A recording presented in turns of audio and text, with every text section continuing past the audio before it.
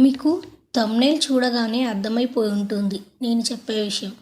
కృష్ణుడు చనిపోయిన తర్వాత సత్యభామ, రుక్మిణి వాళ్ళందరూ ఏమయ్యారు అనే విషయాన్ని ఈ వీడియోలో చెప్తాను. పూర్తిగా వీడియో చూడండి. మా ఛానల్ని సబ్స్క్రైబ్ చేసుకోండి. కురుక్షేత్ర యుద్ధం జరిగిన 36 సంవత్సరాల తర్వాత మరో విపత్తు సంభవించింది. ఒకసారి ముగ్గురు మహర్షులు విశ్వామిత్రుడు, కణ్వుడు మరియు నారదుడు ద్వారకకు వచ్చారు. శరణ మరియు ఇతర యాదవులు వారిపై చిలిపి చేష్టలు చేద్దామని అనుకుంటారు. వారు యాదవులలో ఒకరైన సాంబాను ఆడపిల్ల వేషం వేసి మహర్షుల దగ్గరికి తీసుకెళ్లారు. ఈమె బభ్రు యొక్క భార్య. బభ్రు కొడుకు పుట్టాలని కోరుకుంటున్నాడు. ఈ విషయం మీకు తెలుస్తుందిగా. మీరందరూ ఋషులు. దీనిపై సరిగ్గా ఆలోచన ఉంటుంది. ఈమెకి అబ్బాయా లేదా అమ్మాయి జన్మిస్తుందా చెప్పండి అని అంటారు. ఆ ఋషులు వీళ్ళు చెప్పింది గమనించి కోపంతో వాళ్ళ కళ్ళు మొత్తం ఎర్రబడ్డాయి. అప్పుడు మహర్షులు ఇలా అన్నారు. వాసుదేవుని యొక్క బంధువులలో ఒకరికి ఇనుపరోకలికి జన్మనిస్తుంది అని అంటారు. ఆ జననం వల్ల వృష్టి మరియు అంధక వంశాలు నాశనానికి గురవుతాయి. మీరందరూ దుష్టహంతకులుగా మారుతారు. ఒకరిని ఒకరు చంపుకుంటారు. మిమ్మల్ని మీరే నాశనం చేసుకుంటారు. ఇందులో బలరాముడు మరియు కృష్ణుడు మినహా అందరూ చనిపోతారు అంటూ అక్కడి నుంచి వెళ్ళిపోయారు. కృష్ణుడు దీని గురించి తెలుసుకున్నప్పుడు మనసులో ఇలా అనుకున్నాడు. సరే, ఇది ఖచ్చితంగా జరుగుతుంది కదా అని అనుకొని చిన్నగా నవ్వుతాడు.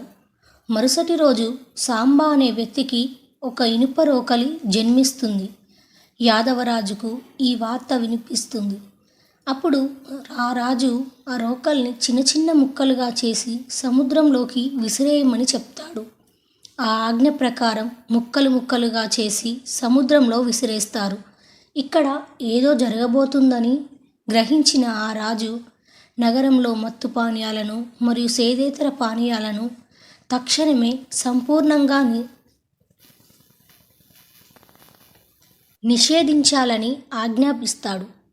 అది ఉల్లంఘించిన వారిపై శిక్షణ కూడా వేస్తానని చెప్తాడు. అలా సమయం గడిచిపోయింది. మరియు ఒకానొక సమయంలో వృష్ణుల ఇళ్లల్లో నల్లటి గుండుతో ఛాయా నలుపు గల వ్యక్తి కనిపిస్తాడు. ఆ రూపం భయంకరమైన రూపం. ఆ రూపాన్ని తాకలేకపోయారు. వాళ్ళు చూడగానే ఆ రూపం మాయమైపోతుంది. అలా రోజు గడుస్తుండగా ప్రతిరోజు సమయం సందర్భం లేకుండా భీకరగాలులు వీచడం మొదలుపెట్టాయి. వాళ్ళు రాత్రి సమయాల్లో నిద్రపోతున్న వేళ వాళ్ళ ఇళ్లలోకి పందికొక్కులు వచ్చి గోళ్లను, వెంట్రుకలను తినడం ప్రారంభించాయి. పంజరాలలోని చిలకలు మరియు ఇతర పక్షులు భయంతో అరుస్తున్నాయి. కొంగలు మరియు మేకలు నక్కల వలె అరుస్తున్నాయి. పావురాలు ఎరుపు రంగు కాళ్ళతో ఇంటిలో ఎగురుతూ ఉండేవి. వృష్టి వంశస్థులు పాపం చేయడానికి వెనకాడరు మరియు గురువులను, పెద్దలను, దేవతలను, బ్రాహ్మణులను ఎగతాళి చేయడం ప్రారంభించారు. పురుషులు మరియు మహిళలు నిషేధించిన వాటి పరిమితిని కోల్పోయారు. ఇది సంపూర్ణ అరాచకానికి దారితీసింది. ఇది అంతా చూస్తున్న కృష్ణుడు గాంధారి యొక్క శాప ప్రభావం చూసే సమయం ఆసన్నమైంది అని గ్రహించి అక్కడ ఉన్నవారి అందరినీ తీర్థయాత్రల కోసం సముద్ర తీరానికి తీసుకెళ్లాలని అందరికీ చెప్తాడు. దాని ప్రకారం వృష్టి వంశీయులు మరియు అంధక వంశీయులు యాదవులందరూ భార్యాభర్తలతో కలిసి వారి ఏనుగులు, గుర్రాలు మరియు రథాలపైకి ఎక్కి వారితో పాటు మద్యాన్ని, మాంసాన్ని, పానీయాలను తీసుకొని తీర్థయాత్రలకు బయలుదేరారు. వారికి కావలసిన ఇతర రకాల సరఫరాలను కూడా తీసుకెళ్లారు. అది చూసి ఉద్ధవుడు అక్కడి నుంచి వెళ్ళిపోయాడు. వారందరూ మద్యపానం సేవించి ఉత్సాహంగా నృత్యం మరియు పాటలను పాడడం ప్రారంభించారు. అప్పుడు కృష్ణుని ముందే బలరాముడు, కృతవర్మ, సాత్యకి, గాధ మరియు బభ్రుతో సహా చాలామంది మద్యం సేవించారు.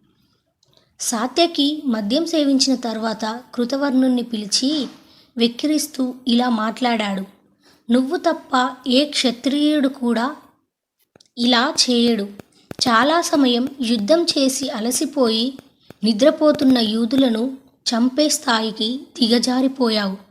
నీ దుర్మార్గపు చర్యలను ఏ యాదవుడు సహించలేడు అని అన్నాడు. అప్పుడు ప్రద్యుమ్నుడు సాత్యకి చెప్పిన మాటని సమర్థిస్తూ మరికొన్ని మాటలు మాట్లాడాడు. అది విన్న కృతవర్మకి చాలా కోపం వచ్చి తన ఎడమ చేత్తో సాత్యకి ముఖంపై చూపిస్తూ, హో, నువ్వు గొప్ప యోధుడివా? భూరిశ్రవు 2 చేతులు నరికిన తర్వాత నిరంకుశంగా ప్రాణం తీసిన వ్యక్తివి నీవు అని అన్నాడు. ఈ మాటలు వింటున్న కృష్ణుడు కోపానికి గురయ్యాడు. అతని వైపు తీక్షణంగా చూశాడు. సాత్యకి శమంతకమణికి జరిగిన సంఘటనను గురించి గుర్తు చేసుకున్నారు.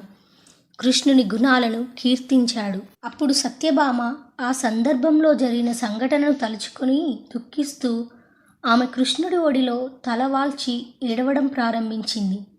అప్పుడు కృష్ణుడికి మరింత కోపం వచ్చింది. ఆ సమయంలో సాత్యకి లేచి, ఇప్పుడు నేను శిఖండి మరణాలకు ప్రతీకారం తీర్చుకుంటాను. ఆపై వారు వెళ్ళిన ప్రదేశానికి వెళ్తాను. ఈ దౌర్భాగ్యుడు అశ్వత్థామతో చేతులు కలిపి నిద్రిస్తున్న యోధులను చంపాడు. అతని సమయం ఇప్పుడు ముగిసింది అని అలా చెప్పి కోపంతో కృతవర్మ తలని నరికాడు. సాత్యకి ఇతరులను కూడా చంపాలని అనుకున్నప్పుడు కృష్ణుడు లేచి అతన్ని ఆపడానికి ప్రయత్నించాడు. ఇంతలో భోజులు మరియు అంధకులు సాత్యకి చుట్టుముట్టారు మరియు వారు భోజనం చేసే పాత్ర గిన్నెలతో కొట్టి చంపారు. సాత్యకిని రక్షించడానికి ప్రయత్నించిన ప్రద్యుమ్నుడు అనేక దెబ్బలు తగిలి చనిపోయాడు. ఇది చూసిన కృష్ణుడు తన కొడుకు మరియు తన బావ చనిపోవడం చూసి చలించిపోయాడు. అతను దాన్ని భరించలేకపోయాడు. కోపంతో తాను నేల నుండి గడ్డిని తీసుకున్నాడు. ఆ గడ్డి కాస్త ఇనుప చువ్వల వలె మారిపోయాయి. దానిని ఉపయోగించి అతను తన దారికి వచ్చిన ప్రతి ఒక్కరిని కొట్టడం ప్రారంభించాడు. అంధకులు, భోజులు, శైనిలు, వృష్టులు అందరూ గడ్డి తీసుకొని ఇనుపరాళ్లతో యుద్ధానికి సిద్ధమయ్యారు. ఆ గడ్డి ఇనుప చువ్వలలాగా మారిపోయింది. పిడికిలిలో గడ్డిని తీసుకొని వారిపై వారే దాడి చేసుకున్నారు. ఆ యుద్ధంలో తండ్రి మరియు కొడుకు లేదా సోదర అనే భావాలు, తారతమ్యాలు లేకుండా పోయాయి. వారందరూ ఒకరినొకరు పోరాడి నాశనం చేసుకున్నారు. మండుతున్న మంటల్లో తుమ్మెదల వలె పడి చనిపోయారు. కృష్ణుడు ఆయుధాన్ని చేతిలో పట్టుకొని నిశ్చలంగా నిలబడ్డాడు. సాంబ, చారుదేష్ట, ప్రద్యుమ్నుడు, అనిరుద్ధుడు మరియు ఇతరుల శవాలను తన చుట్టూ పడి ఉండడం చూశాడు. అది చూసి మరింత ఆగ్రహంతో తన ప్రజలపై విరుచుకుపడి విచక్షణీయంగా చంపడం ప్రారంభించాడు. ఆ సమయంలో బభ్రు మరియు దారక ముందుకు వచ్చి, ఓ ప్రభువా, దాదాపు అందరూ చనిపోయారు. బలరాముడు ఎక్కడ ఉన్నాడు? అతన్ని కనుగొనండి మరియు మేము అతని వద్దకు వెళ్తున్నాము అని చెప్పి తమ్ముణ్ణి వెతుకుటకు వెళ్తారు. అరణ్యంలో ఒక ఏకాంత ప్రాంతంలో బలరాముడు ఒక చెట్టు కొమ్మపై కూర్చొని లోతైన ధ్యానంలో ఉన్నాడు. కృష్ణుడు అతనిని చూడగానే దారకుడిని పిలిచి, ఓ దారక, వెంటనే హస్తినాపురానికి వెళ్ళి ఇక్కడ జరిగిన దాని గురించి తెలియజేయమని, అర్జునునికి వెంటనే ఇక్కడికి రావాలని, ఈ మాట తన మాటగా చెప్పమని కృష్ణుడు చెప్పాడు. కృష్ణుడు బభ్రు వైపు తిరిగి, బభ్రు, ద్వారకాకి వెళ్ళి అక్కడ స్త్రీలను రక్షించు. దొంగల దోపిడీదారులు అక్కడ స్త్రీలను వేధిస్తున్నారు అని చెప్పాడు. అది విన్న బభ్రు వేగంగా ద్వారకా వైపు వెళ్తుండగా దారిలో వేటగాళ్ళు గుంపు జంతువుల కోసం వేసిన కుర్చీలో పడి అతను చనిపోయాడు.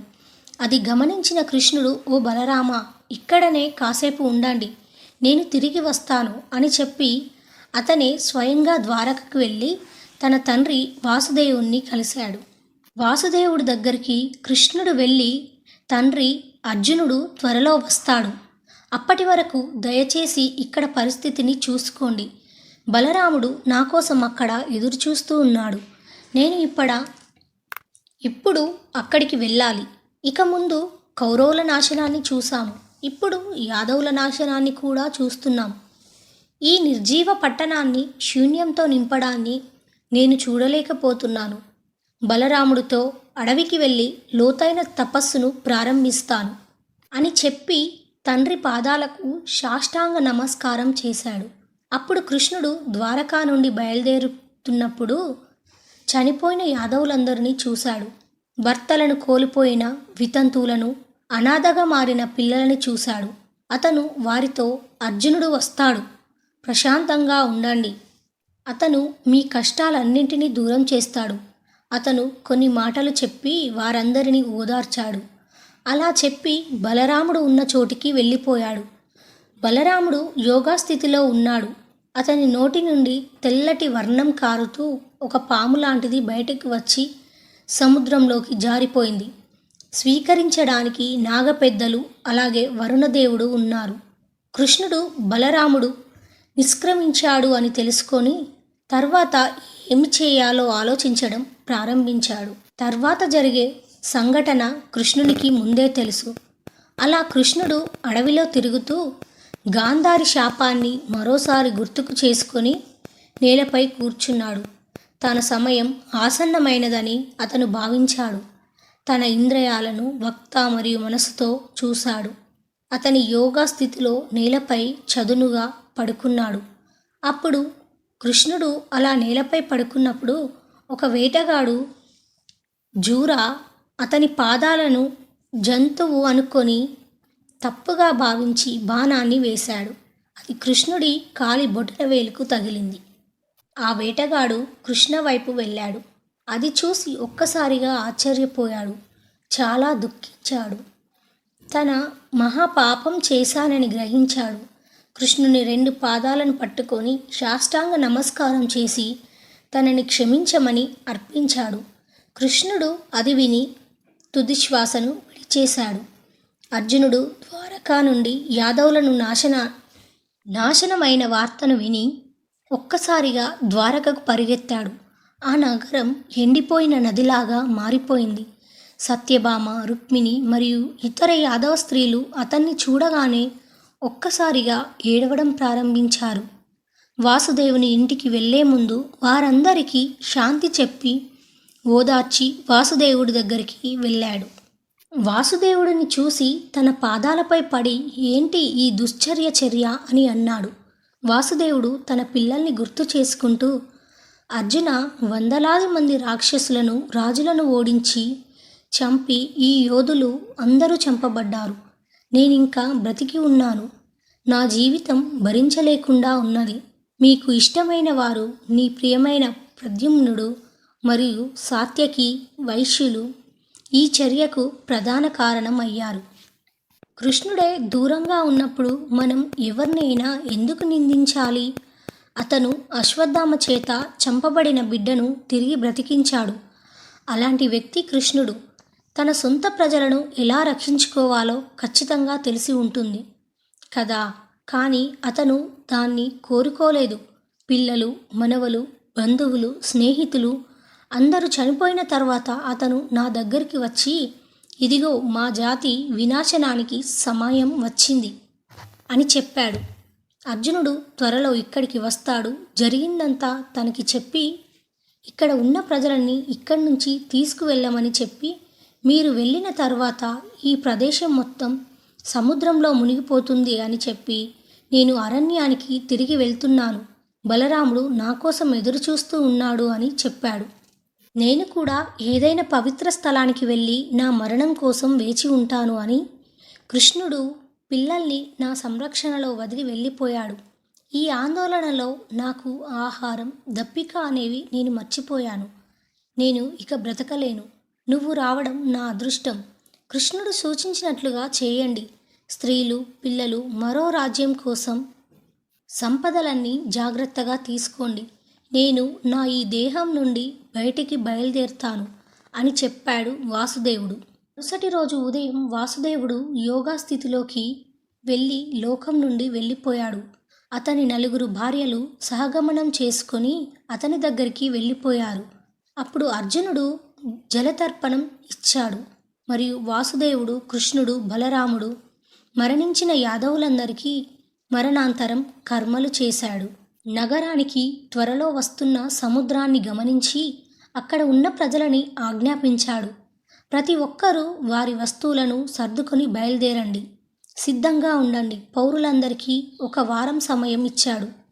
అతని సూచనల ప్రకారం ప్రజలందరూ రథాలను, వారి ఏనుగులను, గుర్రాలను, గాడిదలను అన్నింటినీ పట్టుకొని వాటిపై వారికి కావలసిన వస్తువులను వేసుకొని పట్టణం నుంచి బయలుదేరారు. యోధులు మరియు వీరులందరూ మరణించినందుకు పట్టణ వాసులే స్త్రీలను రక్షించే పని వచ్చింది. అర్జునుడు వారందరికీ నాయకత్వం వహిస్తూ గుంపును కుడివైపుకు వెళ్తున్నాడు. వాళ్ళు వెళ్ళే కొలది వాళ్ళ భూభాగం మొత్తం సముద్రంతో మునిగిపోవడం మొదలవుతుంది. వారు కొంచెం ముందుకు వెళ్ళగానే మరింత స్థలం నీటిలో మునిగిపోయింది. వారంతా ఈ అద్భుతాన్ని చూసి ఇదంతా దైవానుగ్రహం అనుకొని వారు వేగంగా ముందుకు సాగడం ప్రారంభించారు. వారు అనేక కొండలు, లోయలు, పొలాలు మరియు అడుగులు దాటి అర్జునుడు వాటిని పంచనాడు అనే ప్రదేశానికి తీసుకెళ్ళాడు. ఆ ప్రదేశంలో తినడానికి సంబంధించిన ధాన్యాలు సమృద్ధిగా ఉన్నాయి. కానీ అక్కడ నివసించే దొంగలు ఈ సమూహాన్ని గమనించారు. ఆ బృందంలో ఎక్కువగా మహిళలే ఉన్నారు. వారందరికీ అర్జునుడు ఒక్కడే రక్షకుడు. మిగతా ప్రజలందరూ నిస్సహాయంగా ఉన్నారు. అవి చూసిన డాకో దొంగలు తమ చేతిలో కర్రలు పట్టుకొని వేల సంఖ్యలో వచ్చి అరుస్తూ ఆ అభాగ్యుల గుంపుపై పడి విచ్చలవిడిగా యుద్ధం చేయడం ప్రారంభించారు. అది చూసిన అర్జునుడు వారిని భయపెట్టడానికి ప్రయత్నించాడు. అతని బెదిరింపులకు వారు ఏం పట్టించుకోలేదు. అందుచేత తన విల్లును చేతిలో పట్టుకొని విల్లును వేయడం ప్రారంభించాడు. అలా వేస్తూ వేస్తూ దాదాపుగా 1000కి పైగా మందిని చంపాడు. ఆ సమయంలో తనకు తెలిసిన విద్య, ఆయుధాలను ఉపయోగించడం గుర్తుంచుకోలేకపోయాడు. తన అంగబలం, ఆయుధాలు, ప్రయోగాలను మర్చిపోయిన ఈ దయానీయ పరిస్థితిని చూసి సిగ్గుపడ్డాడు. రథాలు, ఏనుగులు మరియు గుర్రాల మీద కూర్చున్న వృష్టి సైనికులు కూడా దొంగలను ఏమీ చేయలేకపోయారు. వారు ఎక్కువ మొత్తంలో మహిళలపై దాడి చేశారు. కొంతమంది మహిళలను వాళ్ళు ఈడ్చుకెళ్ళి తీసుకెళ్లారు. అర్జునుడు ఇది చూసి చాలా దుఃఖానికి లోనయ్యాడు. అందువల్ల అతను రక్షించలేనని వారిని పెట్టవలసి వచ్చింది. మరియు ఆ దొంగల దాడి నుండి బయటపడాల్సిన మిగతా వారితో ముందుకు సాగాడు. చివరకు వారిని కురుక్షేత్రానికి తీసుకువచ్చాడు. కొంతకాలం తర్వాత అర్జునుడు యుధిష్ఠిరుని అనుమతి తీసుకొని రాజవంశ పునర్జీవం కోసం రాజ్యంలో వివిధ ప్రాంతాలలో యాదవ వంశం చెందిన పిల్లలను రాజులుగా స్థాపించాడు. అతను కృతవర్మ కుమారుడిని మృత్తికావతలో, అశ్వపతిని ఖాండవ అరణ్యంలో, సాత్యకి కుమారుడిని సరస్వతీ తీరంలో స్థాపించాడు. అతను కృష్ణుని మనవడు వజ్రుడిని ఇంద్రప్రస్థ సింహాసనంపై ప్రతిష్ఠించాడు. అప్పుడు రుక్మిణి, గాంధార కుమారి, సాయిబ్య, హైమావతి, జాంబవతి మరియు ఇతరులు అగ్నిలోకి ప్రవేశించారు. సత్యభామ మరియు కృష్ణుడి ఇతర భార్యలు తపస్సు చేయడానికి అడవికి వెళ్ళారు. కృష్ణుడు లేకుంటే అర్జునుడు తన జీవితం కోల్పోయిందిగా భావించాడు.